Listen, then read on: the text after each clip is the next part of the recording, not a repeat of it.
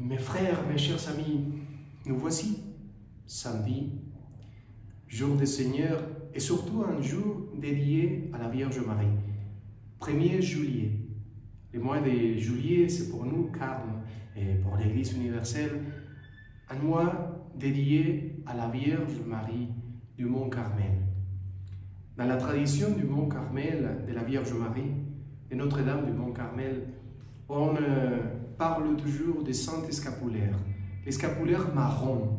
Ces mêmes scapulaires que nous portons sur la vie, c'est un long scapulaire, vous les portez d'une manière plus petite. Il y a même une consécration, on l'appelle une imposition en espagnol, une consacration spéciale. Il y a même une cérémonie dans laquelle on bénit les scapulaires et on offre les scapulaires parce que c'est une manière de s'habiller avec la vie de la Vierge Marie. De la même manière qu'elle nous donne son vêtement pour nous couvrir. De la même manière, on reçoit les scapulaires comme une manière de dire à la Vierge, moi je me consacre à toi, moi je t'appartiens. À partir de là, j'appartiens à ta famille et je vais vivre comme tu as vécu, comme tu as vécu toute ta vie. Je veux me rassembler à toi. De la même manière, Marie va nous amener vers son Fils Jésus. Il y a plein de choses aujourd'hui. On est en face du tableau de Sainte Thérèse, Thérèse d'Avila.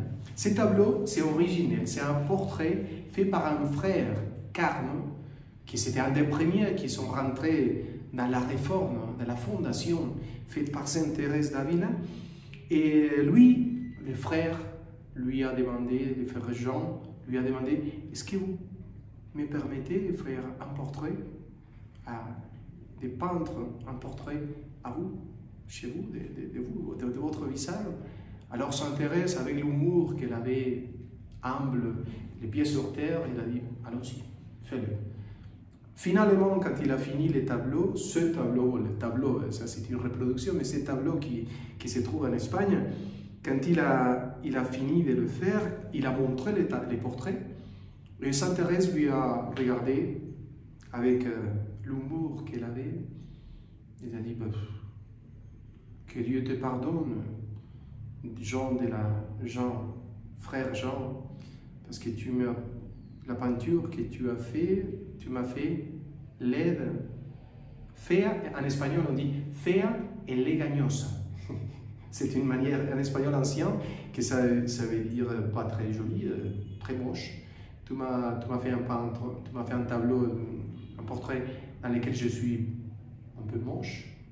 Et legañosa, je ne sais pas comment dire legañosa en espagnol, il faut que vous cherchiez dans vos dictionnaires. Alors si, aujourd'hui, jour de la Vierge Marie, samedi, on va parler de l'évangile selon Saint Matthieu. Évangile selon Saint Matthieu, chapitre 8, 5 au 17. En ce temps-là, Jésus était à Capharnaüm et un centurion s'approcha de lui et le supplia. Seigneur, mon serviteur est couché à la maison paralysé et il souffre terriblement. Jésus lui dit, je vais aller moi-même les guérir. Le centurion reprit, Seigneur, je ne suis pas digne que tu rentres sous mon toit, mais dis seulement une parole et mon serviteur sera guéri. Moi-même, qui suis soumis à une autorité, j'ai des soldats sous mes ordres. À l'un je dis, va et il va, et à un autre, viens et il vient. Et à mon esclave, fais ceci et il le fait. À ces mots, Jésus fut dans l'admiration et dit, à ceux qui lui suivaient, Amen, je vous le déclare, chez personne en Israël, je n'ai trouvé une telle foi. Aussi, je vous le dis, beaucoup viendront de l'Orient et de l'Occident et prendront place avec Abraham, Isaac et Jacob au festin du royaume des cieux. Acclamons la parole de Dieu. Louange à toi, Seigneur Jésus. Mes amis, en plus, les textes continuent parce qu'il parle de la guérison de la belle-mère de Saint-Pierre. Elle était malade, elle avait la fièvre.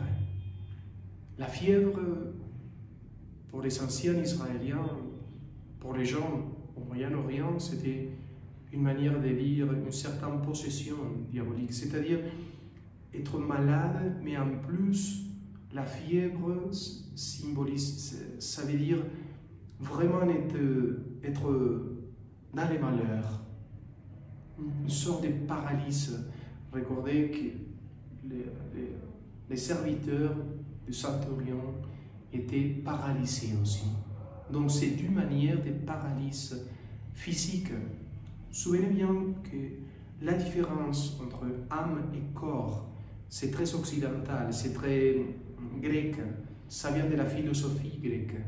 Mais dans l'ambiance d'Israël, à l'époque de Jésus, et même encore aujourd'hui, ces différences entre le corps là et l'âme là n'existaient pas. L'homme, c'était pour Jésus l'unité totale. Même il croyait surtout à la résurrection et la vie éternelle. Mais il ne faisait pas la division entre l'âme et le corps. L'homme était tout entier face à Dieu. L'homme s'est laissé transformer, les femmes s'est laissé transformer par Dieu lui-même. Donc Dieu rentrait dans la nature humaine pour le guérir d'une manière totale. Le guérir c'est pour ça que c'est pas l'âme, l'esprit, c'est pas le corps et l'âme. Pour eux, c'était l'unité tout entière quand Dieu rentrait dans l'expérience, quand Dieu rentrait dans le cœur de quelqu'un. Quand quelqu'un pouvait rencontrer Dieu face à face, ou la force de Dieu, ou la miséricorde de Dieu, ou l'action créatrice de Dieu par Jésus, il était transformé immédiatement.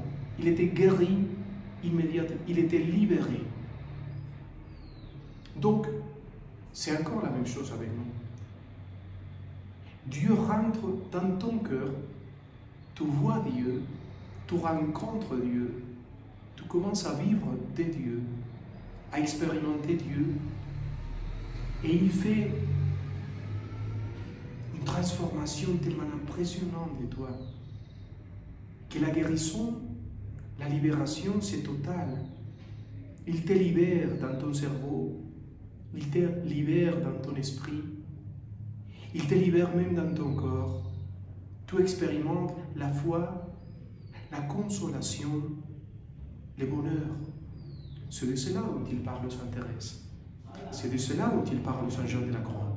Ces transformations intérieures dans lesquelles on commence à expérimenter, écoute, je suis vivant, j'ai une vie éternelle, je commence à vivre le ciel dans la terre.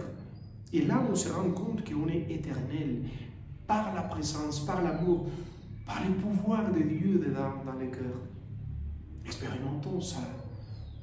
Si nous sommes carmes, si Sainte Thérèse nous a laissé cet héritage, si on peut rentrer dans le cœur et approfondir dans la rencontre avec le Christ, expérimenter qu'il va nous guérir, il va nous libérer de cette paralysie que c'est la vie sans Dieu. Laissons-nous transformer. Il est beau, le Dieu, de notre vie. Il veut nous transformer, il veut faire des merveilles. Laissons-nous transformer par Dieu.